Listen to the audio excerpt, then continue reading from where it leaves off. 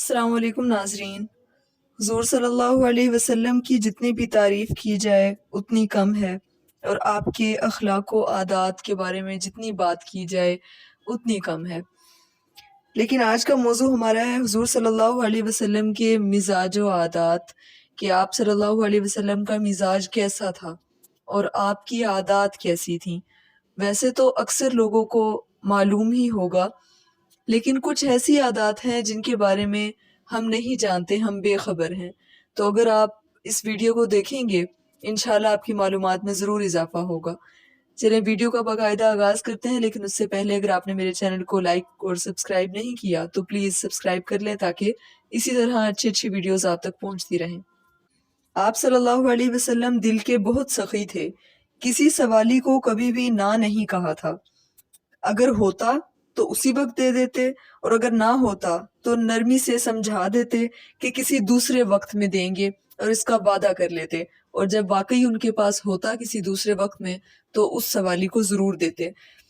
آپ بات چیت کے بڑے سچے تھے، آپ کی طبیعت بہت نرم تھی، سب باتوں میں سہولت اور آسانی برتتے، اپنے پاس اٹھنے بیٹھنے والوں کا بہت خیال رکھتے تھے، ان کو کسی طرح کی اپنے سے تکلیف پہنچنے نہیں دیتے تھے۔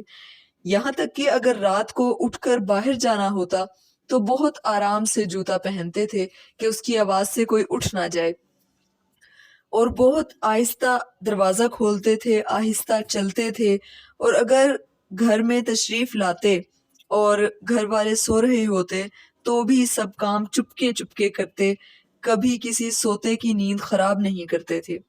ہمیشہ اپنی نگاہیں نیچی رکھتے تھے، زمین پر دیکھتے رہتے تھے۔ جب بہت سے آدمیوں میں ایک ساتھ چلتے تھے تو اوروں سے پیچھے رہتے تھے، اور جو سامنے سے آتا تھا اسے بڑھ کر پہلے سلام کرتے تھے۔ جب بیٹھتے تھے تو عاجزی سے بیٹھتے تھے، اکڑ نہیں تھی بالکل بھی۔ جب کھانا کھاتے تو بہت ہی غریبوں کی طرح بیٹھ کر، کبھی پیٹ بھر کر کھانا نہیں کھایا تھا، کبھی چپاتی نہیں کھائی تھی، تکلف کی تشتریوں میں بھی کبھی نہیں کھایا تھا۔ ہر وقت اللہ تعالیٰ کے خوف سے غمگین رہتے تھے، ہر وقت اسی سوچ میں لگے رہتے تھے، اسی دن میں کسی کروٹ چین نہ آتا۔ زیادہ وقت خاموش رہتے تھے، بغیر ضرورت کے بولتے نہیں تھے، اور جب بات کرتے تھے تو ایسی بات کرتے تھے کہ صاف الفاظ میں کم الفاظ کا چناؤ کر کے اپنی بات سمجھا دیتے تھے، بات کو بہت زیادہ طویل نہیں کرتے تھے کہ سمجھنے والوں کے لیے بات مشکل ہو جائے، اور بات میں ذرا بھی سختی نہیں تھی، نہ ہی برتاؤ میں سختی تھی۔ اپنے پاس آنے والے کی بے قدری اور ذلت نہیں کرتے تھے، کسی کی بات بیچ میں سے کاٹتے نہیں تھے۔ ہاں، اگر شرع کے خلاف کوئی بات کرتا تو یا تو منع کر دیتے یا وہاں سے اٹھ کر خود چلے جاتے۔ خدا کی نعمت کیسی ہی چھوٹی کیوں نہ ہو، آپ اس کو بہت بڑا سمجھتے تھے، کبھی اس میں عیب نہیں نکالتے تھے۔ اس کا مزہ اچھا ہے، نہیں ہے، بدبو آ رہی ہے، یا اس طرح کا کوئی بھی عذر نہیں دیتے تھے۔ پسند آ گئی چیز تو تعریف کر دیتے تھے، کھا لیتے تھے، لیکن اس میں عیب نہیں نکالتے تھے۔ دنیا کی کیسی ہی بات ہو، اس کی وجہ سے آپ کو غصہ نہیں آتا تھا۔ مثلا کسی کے ہاتھ سے نقصان ہو گیا، کسی نے کوئی کام بگاڑ دیا، یہاں تک کہ حضرت انس رضی اللہ تعالیٰ عنہ کہتے ہیں کہ میں نے 10 برس تک آپ صلی اللہ علیہ وسلم کی خدمت کی ہے، اس 10 برس میں کبھی بھی آپ نے مجھ پر غصہ نہیں کیا، میں نے جو کچھ کر دیا اس کو یوں نہیں فرمایا کہ کیوں کیا، اور جو نہیں کیا اس کو یوں نہیں پوچھا کہ کیوں نہیں کیا۔ ہاں، اگر کوئی بات خلاف دین ہو گئی مجھ سے تو آپ کے غصے کی کوئی تاب نہ لا سکتا تھا۔ آپ صلی اللہ علیہ وسلم اپنے ذاتی معاملات میں کبھی بھی غصہ نہیں کرتے تھے۔ جب آپ کو بہت غصہ آتا تھا، ناراض ہوتے تھے تو آپ منہ پھیر لیتے تھے، یعنی زبان سے کچھ سخت الفاظ نہیں فرماتے تھے، اور جب خوش ہوتے تھے تو نگاہ نیچی کر لیتے، یعنی شرم اس قدر تھی کہ کیا کنواری لڑکی کو ہوگی۔ بڑی ہنسی آتی تو یوں ہی ذرا مسکرا دیتے، یعنی آواز سے نہیں ہنستے تھے،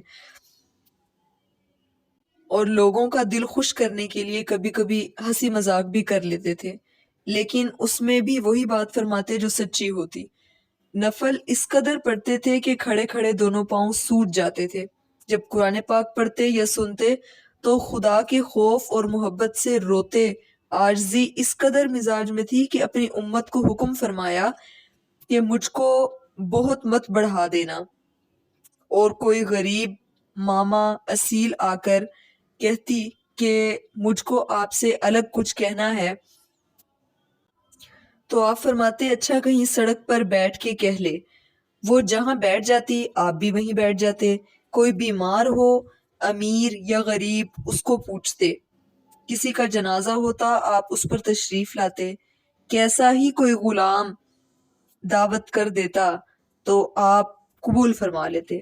اگر کوئی جو کی روٹی اور بدمزہ چربی کی دعوت کرتا آپ اس سے بھی عذر نہ فرماتے۔ تو ناظرین، آج کے لیے فی الحال اتنا ہی بہت ہے۔